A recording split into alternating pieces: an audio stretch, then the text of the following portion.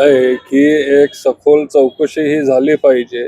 हे रोहितदादा असतील किंवा जय असेल, वहिनी, पारदादा, मी संपूर्ण पवार कुटुंबाची आणि महाराष्ट्रामध्ये सगळे जे दादांवर प्रेम करणारी जनता आहे, कार्यकर्ते आहेत, ही सगळ्यांची इच्छा आहे की एक सखोल चौकशी झाली पाहिजे, पारदर्शकपणे झाली पाहिजे आणि लवकरात लवकर ही चौकशी व्हावी, अशी ही सगळ्या जनतेची इच्छा आहे.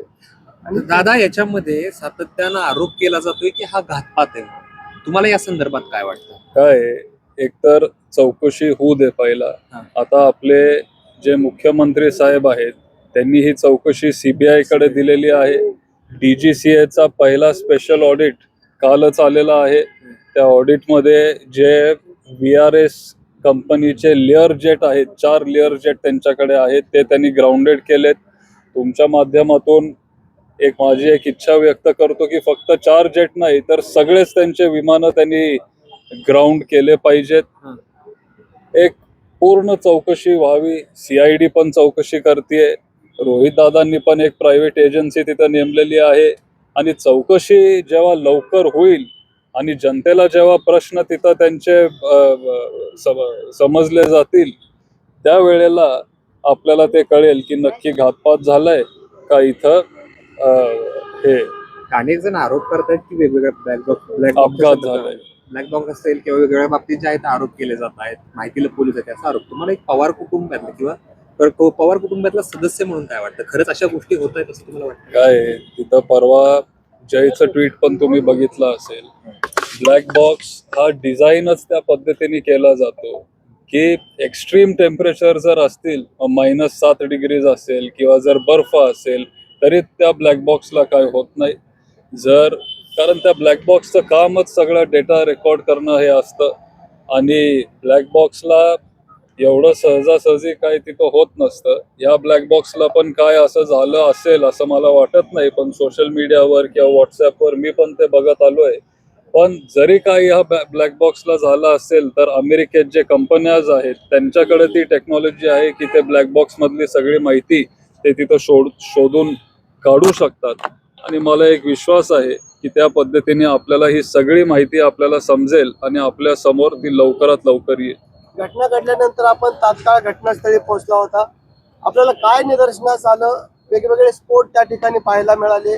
पहिला एक स्फोट झालेला आपण पाहिलं, पण नंतर दुसरा देखील स्फोटाचा व्हिडिओ समोर आला. काय सिच्युएशन होती त्यावेळेस? आता 1 महिना होत आलाय, पण तरी पण असं मन मानायला तयार नाहीये की असं काहीतरी झालेलं आहे. एवढी भयानक घटना ही झाली आहे.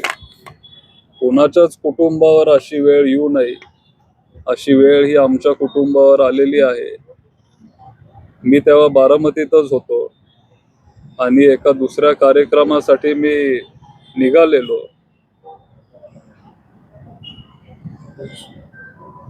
आणि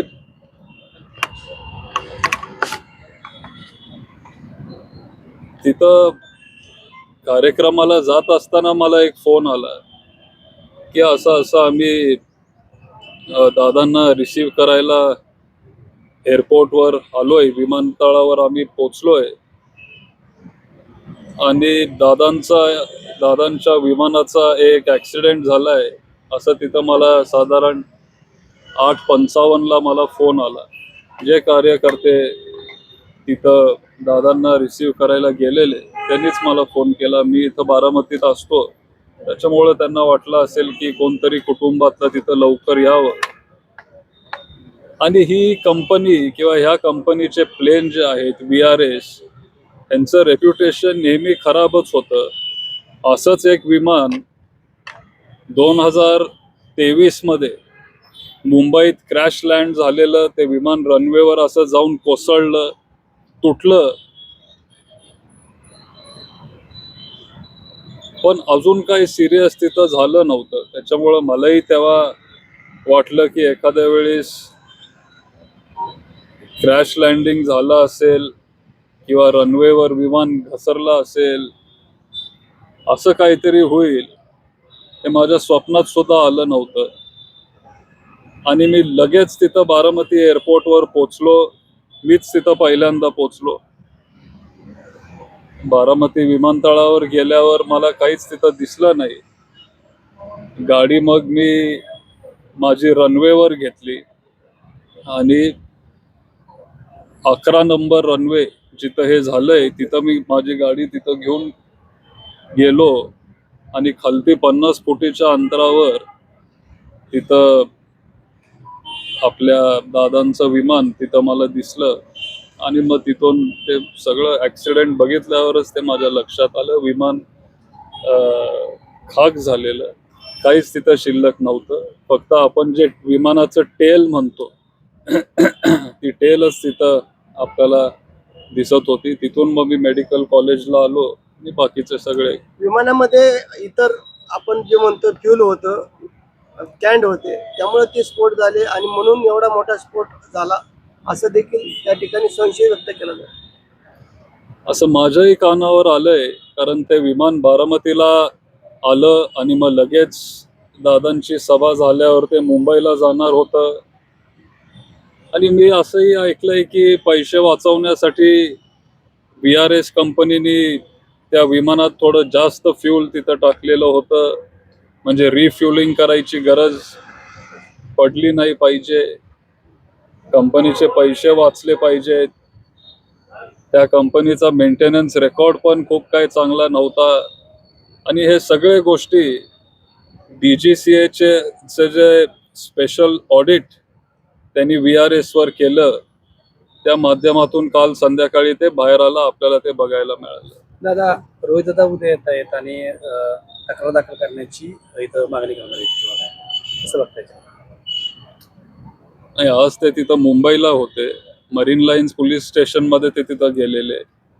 तिथंही त्यांनी FIR दाखल करण्याचा एक प्रयत्न केला.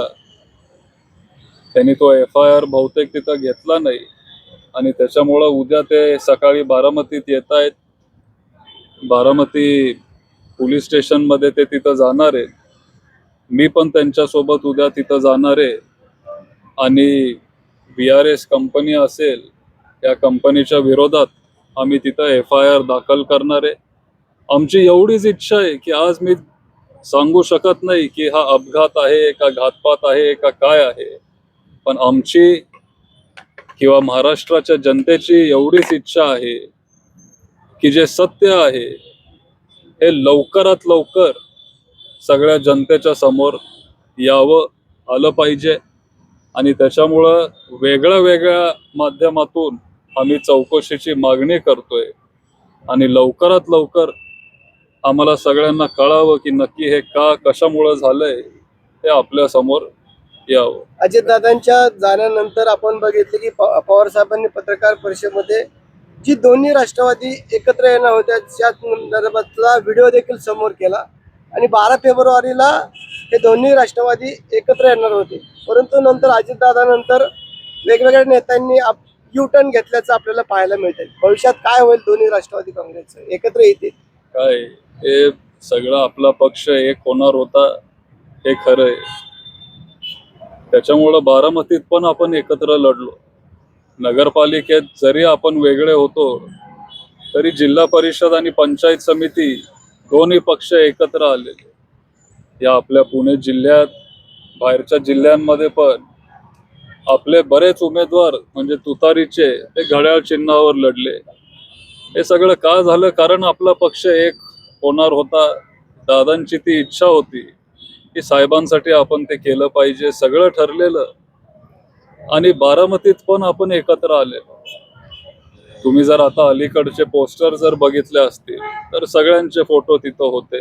एकच चिन्ह होतं आपलं, घड्याळ चिन्हावर आपले सगळे उमेदवार तिथं उभे होते.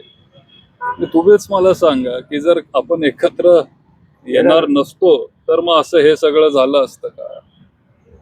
दादा, याच्यातून अनेक प्रश्न. आताच स्टेटस काय?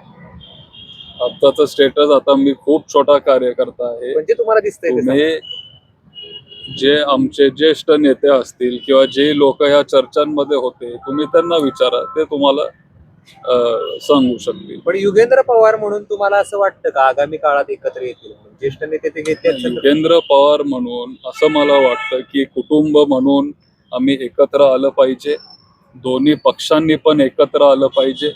ही फक्त युगेंद्र पवारांचीच इच्छा नाहीये, पण पवार कुटुंबाची पण इच्छा आहे आणि महाराष्ट्रामधल्या अनेक लाखो कार्यकर्त्यांची इच्छा आहे, महाराष्ट्रात जनतेची इच्छा आहे की आता एकत्र आलं पाहिजे. एकत्र येणं ही आता काळाची गरज आहे.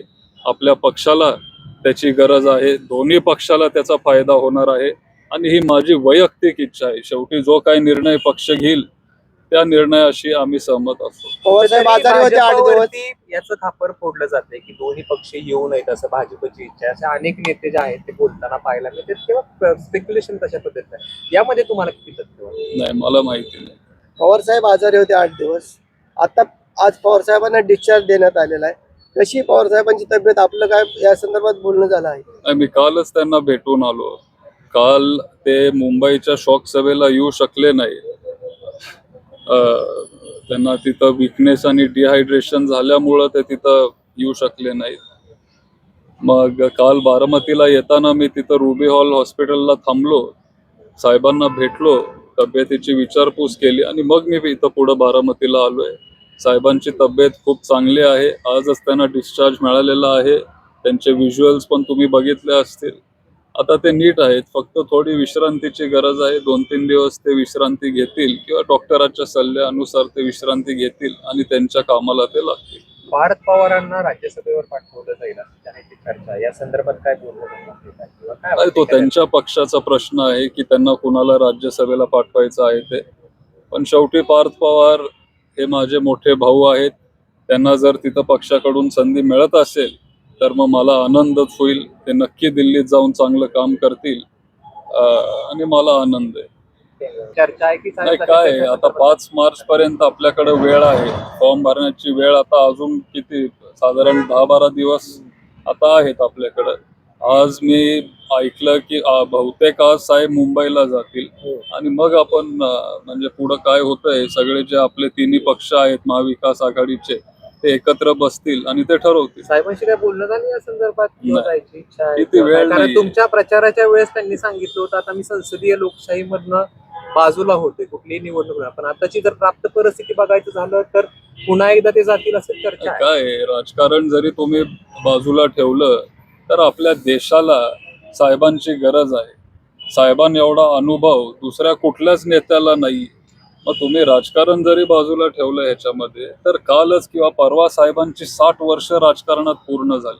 एवढा मोठा अनुभव असलेला नेता आपल्या भारतात नाही आणि त्याच्यामुळं सगळ्याच पक्षांना साहेबांसारख्या नेतृत्वाची गरज आहे. जर तिथं गेले तर मग आपल्या देशाला फायदा होईल आणि त्यांनी तिथं जावं.